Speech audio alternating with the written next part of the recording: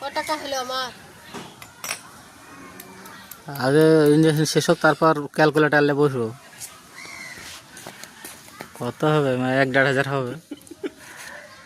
আরে একটা ছাগল দিয়ে দেবেন তাহলে হবে। টাকা কি আছে বিহানের কাছে? টাকা কি নেবে?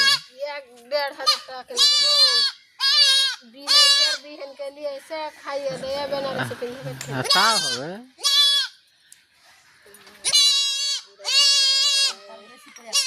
হ্যাঁ হ্যাঁ, তাহলে তো আরো বেশি পড়ে যাবে। বুঝবে কি বিহান হ্যাঁ, চিহ্নটা থাকবে। বিহানের একটা দিয়েছিল। কোন ঘরে দিলে রে?